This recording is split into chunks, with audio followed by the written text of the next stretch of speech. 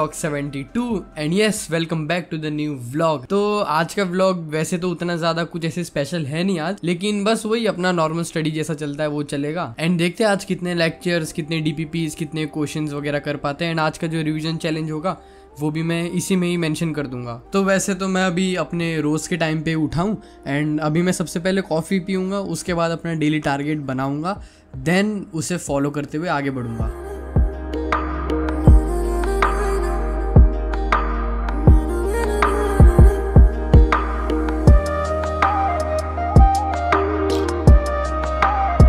तो गाइस यही है मेरा आज का डेली टारगेट।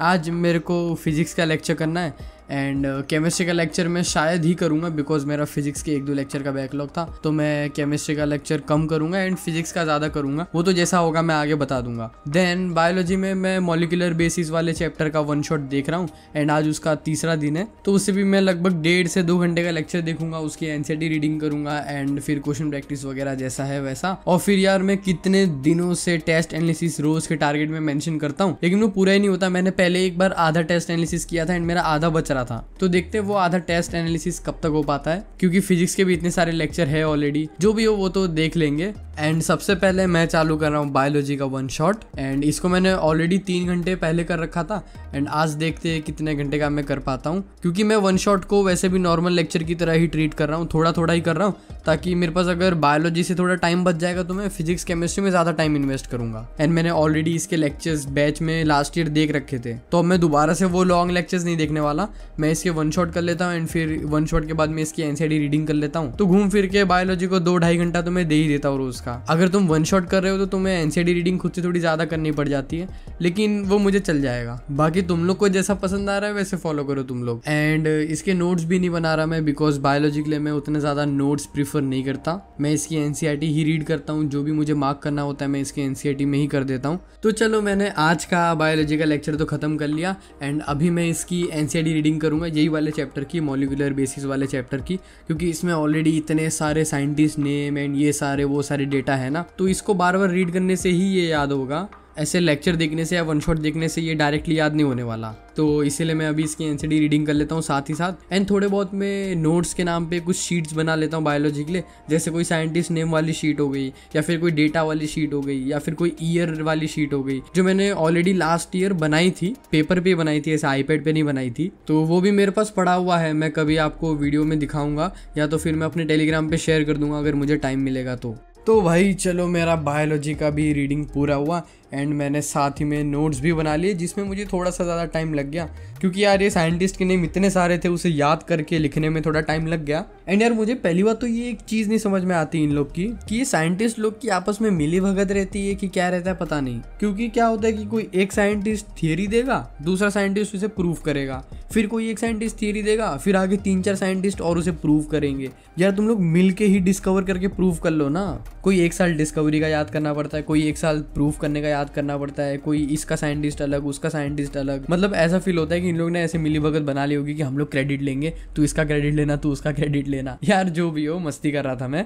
फिलहाल तो अभी मैं खाना खाने जाऊंगा, देन अपनी शॉर्ट्स की एडिटिंग करूंगा। बाय द वे बहुत से लोग ने मुझे 75 डेज चैलेंज में एनसीईआरटी पंच से क्वेश्चन सॉल्व करते हुए देखा एंड कब से इसका रिव्यू मांग रहे थे। एंड साथ ही में मैं जो पीवाईक्यू वाली बुक सॉल्व करता हूँ इसके बारे में भी पूछ रहे थे। तो एक्चुअल में ये जो बुक है ना, ये 11 ईयर्स पीवाईक्यू वाली बुक है एंड इसमें तीनों सब्जेक्ट की अवेलेबल है। एंड इसीलिए मैंने ये वाली बुक ली, क्योंकि इस बुक को लेने का एक ही मकसद था कि मुझे ऑलरेडी बाकी क्वेश्चन सॉल्व करने होते हैं पंच बुक से एंड डीपीपी से, तो इतना ज्यादा टाइम नहीं होता कि मैं 36 ईयर्स के पीवाईक्यूज लगा लूँ। तो इसीलिए टाइम को ध्यान रखते हुए मैंने 11 ईयर्स की मंगा ली, ताकि मैं अपने चैलेंज के साथ बाकी क्वेश्चंस भी सॉल्व करूं एंड पीवाईक्यूज भी सॉल्व कर लूं। एंड पंच मैंने इसीलिए मंगाया बिकॉज ऑब्वियसली यार खाली पीवाईक्यूज करने से ही अच्छे खासे मार्क्स नहीं आएंगे, एक्स्ट्रा क्वेश्चन प्रैक्टिस तो करनी पड़ती ही है, चाहे वो तुम कोई इंटरनेट के सोर्स से करो या कहीं से भी करो। तो इसीलिए मैंने पंच बुक ली, क्योंकि मेरे पास एक हार्ड कॉपी भी रहेगी क्वेश्चन की एंड ये बुक भी हमारे बैच के टीचर्स ने ही लिखी है, तो क्वेश्चंस का जो लैंग्वेज होता है वो भी सेम ही रहता है, तो फिर सॉल्व करने को भी बहुत ईजी पड़ जाता है। सेकंड थिंग की पीडब्ल्यू की 36 ईयर्स की भी पीवाईक्यू वाली बुक अवेलेबल है, जो कि मैं ये 11 ईयर्स की खत्म करने के बाद मंगा लूंगा। तो फिर मेरी परफेक्ट प्रैक्टिस हो जाएगी पंच बुक से भी, 11 ईयर्स से भी एंड 36 ईयर्स से भी। और हाँ मैं बता दूं कि 11 ईयर्स वाली जो बुक है वो हिंदी मीडियम के लिए भी अवेलेबल है, तो अगर आप हिंदी मीडियम के स्टूडेंट हो तो आपके लिए बहुत अच्छी चीज हो जाएगी ये। अगर तुम लोग को भी लेना है तो PW स्टोर पे मेरा कोड यूज कर सकते हो अंशु, या फिर Amazon से, जहां से भी तुम्हें सस्ता पड़े वहां से मंगा लो। एंड मैं काम करूंगा कि सबका लिंक नीचे डिस्क्रिप्शन में दे दूंगा, और हाँ मैं बहुत ही जल्दी पंच का 2 मंथ्स रिव्यू भी दे दूंगा। तो फिलहाल तो मैं अभी एडिटिंग करने बैठा हूँ, और मुझसे काफ़ी लोग पूछते भी रहते हैं कि भैया एडिटिंग का ट्यूटोरियल दे दो एक्सेट्रा एक्सेट्रा, पर यार मैं स्टडी व्लॉग में एडिटिंग ट्यूटोरियल कैसे दूंगा, है ना। एंड दूसरी बात कि आजकल मैं भी थोड़ा रॉ एडिट ही कर रहा हूँ, एंड नीट तक अपन थोड़ी ऐसी एडिटिंग रखेंगे। नीट के बाद मैं काफ़ी अच्छी खासी एडिटिंग एंड बहुत सारा क्रेजी कंटेंट लाऊंगा। बट वॉट आई बिलीव कि फिलहाल के लिए अपन कंटेंट पे ध्यान देते, जैसे जैसे नीट करीब आ रहा है। मैं आपको अपना daily schedule and daily routine दिखा रहा हूँ शॉर्ट्स के थ्रू एंड ब्लॉग्स के थ्रू, तो आई गेस वो मोर देन इनफ है। एडिटिंग एंड क्रेजी कंटेंट हम नीट के बाद देखेंगे अच्छे से। तो गाइज अभी शाम हो चुकी है एंड मैं फाइनली अपना एडिट करने के बाद उसे अपलोड करके बाहर चला गया था, और अभी घर आके मैंने इसको शेड्यूल पे लगा दिया और बाकी डिटेल्स भर दिए।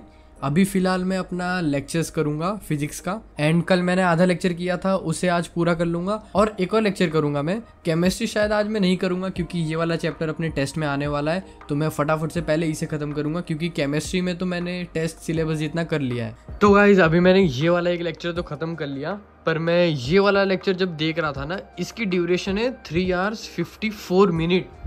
भाई मैं सोच रहा हूँ कि मैं फटाफट से ये वाला आधा लेक्चर खत्म करके अगला वाला लेक्चर भी पूरा कर लूँगा, एंड आज केमिस्ट्री का लेक्चर थोड़ा सा ही करूँगा या तो नहीं करूँगा।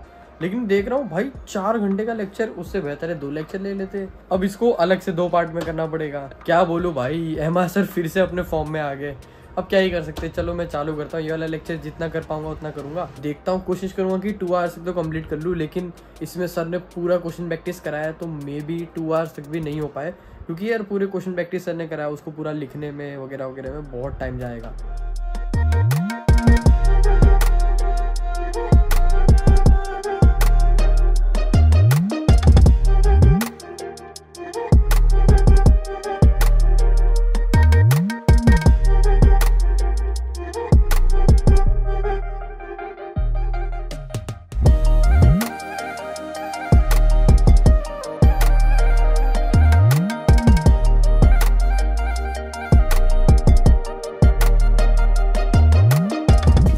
ओके तो अभी मैंने फिजिक्स का लेक्चर मतलब पूरा तो नहीं खत्म किया, मेरा 1 घंटे का ही लेक्चर हुआ है खाली, बिकॉज यार सर ने इसमें इतने सारे क्वेश्चन करा रखे ना।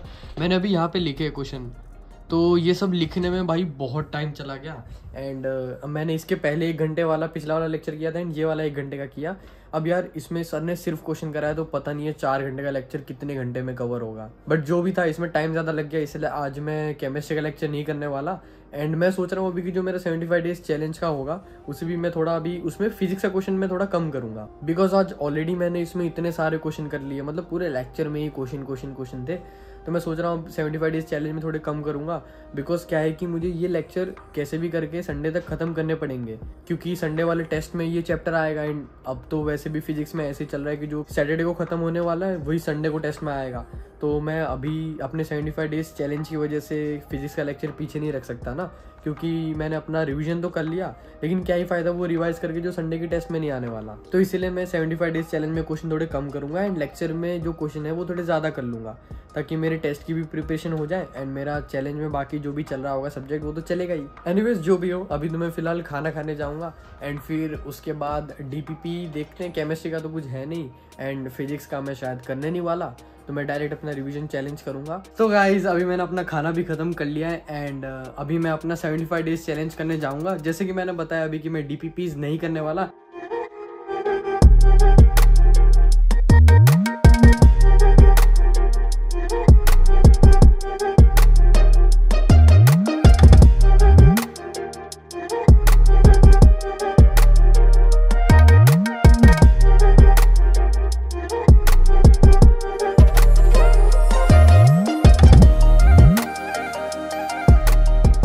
तो यार मैं ना आप लोग को एक और बार बता देता हूँ कि हमारे रिवीजन चैलेंज में एग्जैक्टली क्या करना होता है। इसमें मैं पहले 30 मिनट्स में कोई भी एक चैप्टर के शॉर्ट नोट्स जो मैंने खुद बनाए हैं एंड टेलीग्राम पे डाले हैं वो रिवाइज करता हूँ, एंड कोशिश करता हूँ कि मैं पूरा चैप्टर कर लूँ, या तो फिर कभी कभी चैप्टर बहुत बड़ा होता है या उसे पढ़ने में ज़्यादा टाइम लग जाता है, तो उसे मैं 2-3 पार्ट में करता हूँ। एंड डेली बेसिस पे मैं कोई ना कोई एक सब्जेक्ट के या फिर कोई भी चैप्टर के शॉर्ट नोट्स उठाता ही हूँ, एंड बायोलॉजी के लिए कभी कभी NCERT रीडिंग करता हूँ। इसके बाद हमें क्वेश्चन प्रैक्टिस करनी होती है। ये तुम्हारी इच्छा है कि तुम्हें कौन से सब्जेक्ट से कितने क्वेश्चंस करने हैं, सब तुम पे, लेकिन मैंने इसमें एक बेसिक टारगेट रखा है 30-30-30 का, जिसमें 30 मिनट्स रिविजन हो गया अपना, 30 क्वेश्चंस कोई भी सब्जेक्ट के या फिर कोई भी चैप्टर के तुम्हारे हिसाब से, अगर तुम्हें बायोलॉजी ही करना है सिर्फ तो बायोलॉजी करो आज के दिन, कल फिजिक्स के करो 30 क्वेश्चन, परसों केमिस्ट्री के करो, या तो फिर डेली बेसिस पे तीनों सब्जेक्ट के थोड़े थोड़े करो। एंड मेरा ये मानना है कि मैं डेली बेसिस पे तीनों सब्जेक्ट सॉल्व करूँ, ताकि क्या होगा कि भले ही थोड़े क्वेश्चन कर रहा हूँ मैं, लेकिन उस एक क्वेश्चन से मैं पूरा कंसेप्ट रिवाइज कर सकता हूँ। रेदर देन सॉल्विंग 100 क्वेश्चन, तुम अगर 10 क्वेश्चन भी कर लोगे पर टॉपिक तो तुम्हें वो टॉपिक रिवाइज हो जाएगा। अब क्या फायदा उसी एक टॉपिक पे 100 क्वेश्चन करने का, उससे बेहतर है डेली बेसिस पे अलग अलग क्वेश्चन करो, ताकि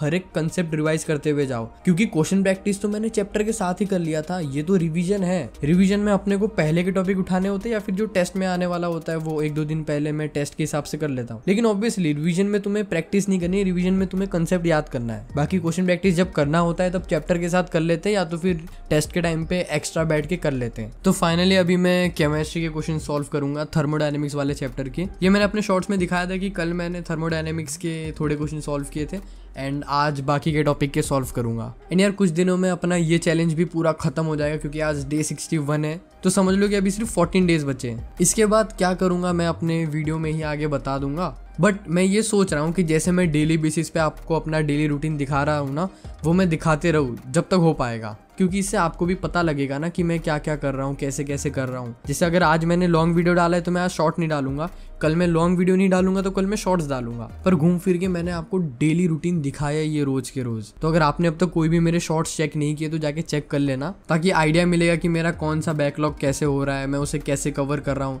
मैं बाकी सब्जेक्ट कैसे मैनेज कर रहा हूँ, एक्सेट्रा एक्सेट्रा एक्सेट्रा। तो भाई फाइनली मैंने PYQs भी कर लिए, एंड बाकी सब्जेक्ट के भी अच्छे खासे क्वेश्चन प्रैक्टिस हो गई। आज टेस्ट एनालिसिस जैसा कि मैंने सोचा था आज भी नहीं हुआ, लेकिन उसे कल परसों मैं कर ही लूँगा कैसे भी। कल शायद मैं बायोलॉजी थोड़ा कम करूँगा एंड फिजिक्स केमिस्ट्री पे ज़्यादा टाइम दूंगा, क्योंकि वैसे भी बायोलॉजी मेरा ठीक ही चल रहा है, क्योंकि मैं वन शॉट से कर रहा हूँ तो मेरे पास टाइम थोड़ा बच जा रहा है। तो कल तो मैं कैसा करूँगा वो आपको मेरे कल वाले शॉर्ट्स में दिख ही जाएगा। एनीवेज अभी तो मैं फिलहाल अपना वीडियो यहीं पे खत्म करूँगा। एंड यार मैं ये बोलूँगा कि हम लोग 18K के बहुत ज़्यादा करीब है, तो एक काम करो, तुम अभी सब्सक्राइब मार दो और जो स्क्रीन पे वीडियोस दिख रहे हैं वो चेक मार लो, क्योंकि जैसे मैंने बताया अभी रिसेंटली मैंने नोट्स कैसे बनाना है उस पर वीडियो बनाया था, तो वो देख लो, बहुत काम में आएगा। एंड हाँ, लाइक मार देना, ठीक है। मिलते हैं अपन सीधा मेरे नेक्स्ट ब्लॉग में। Okay bye.